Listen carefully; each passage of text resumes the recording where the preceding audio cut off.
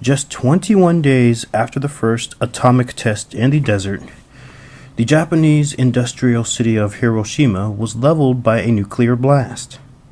Never before had so many people, at least 130,000, probably many more, died from a single explosion.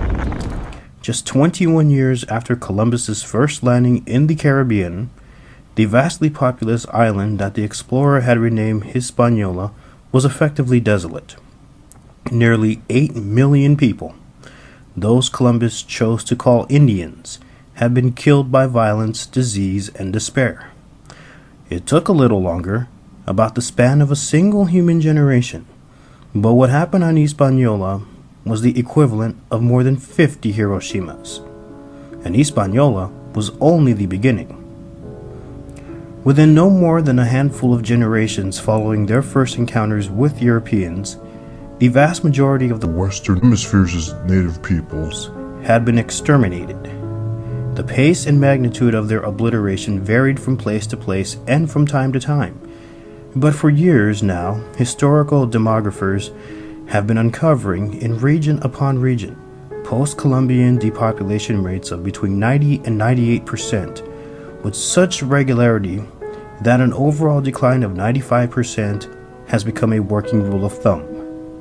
What this means is that, on average, for every 20 natives alive at the moment of European contact, when the lands of the Americas teemed with numerous tens of millions of people, only one stood in their place when the bloodbath was over.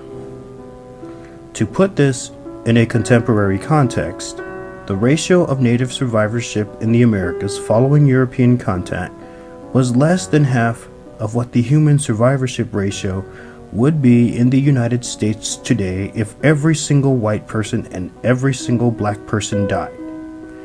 The destruction of the Indians of the Americas was, far and away, the most massive act of genocide in the history of the world.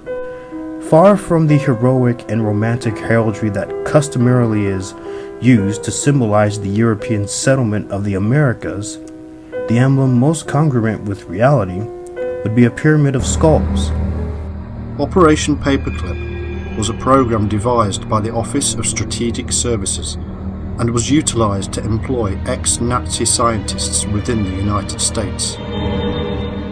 The American ex-Nazis were given false employment and political biographies and removed from the public records as scientists of the Nazi Party.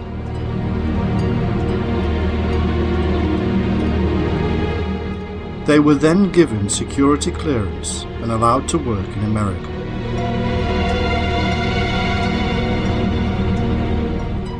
Scientists from rocket engineering to medical experts were rehomed. Well, you're the author of a book, The Rise of the Fourth Reich, as well, and that basically proposes that the Nazis did not really end in 1945 with the end of World War II. The Nazis carried over, obviously, as we know, and with Project Paperclip being brought into the U.S. intelligence community. Many of them were relocated to South America, Argentina in particular, Brazil to a certain extent, Chile, and that their influence, ideological influence and financial influence then carried over. Is that what we're seeing as far as these business interests are concerned, or is it actually the notion that, no, the business interests that put the Nazis in the power in the first place were always married to them even before the Second World War, so of course the Nazis didn't die at the end? That's true. What people don't realize is that, yes, we defeated the German military in World War II, but when they signed the surrender there at the Reims courthouse, there was nobody representing the Nazi Party. The Nazis never did surrender, never did give up. In fact, under Operation Adlerflug, Eagle Flight, and Morton Bormann, who had taken over from Hitler, and the head of the German Central Bank and the head of the IG Farben Combine, created this program, Eagle Flight, and they took flight capital out of Germany. And as you said, these unreconstructed Nazis fled to all these different countries. They set up more than 1,000 corporations, usually with natives as front men, and then today they've been consolidating, and that's why they have come under the thrall of these multinational corporations. streaming the attacks online. Russia Again striking civilian areas. A devastating attack on Chernihiv. Yo corto la coca, él corta las placas. Así controlamos todita la plaza. Ranpur, Fontana, de aquí se respaldan. Y si tienen hambre, aquí se me atascan. Yo tengo la floga, no me tengan dudas. Los mando rezando, vayan con San Judas. Perico y la banda y la pinche cruda. El sabadito sacando el quesito. Y aquí me la paso, nomás paqueteando, quebrando el ladrillo y así nos armamos. Sáquenle compita, saca la bolsita, conmigo no se metan, salen escopetas, todo yo los reto, aquí le doy un consejo, no se metan en negocios si no pueden con esto,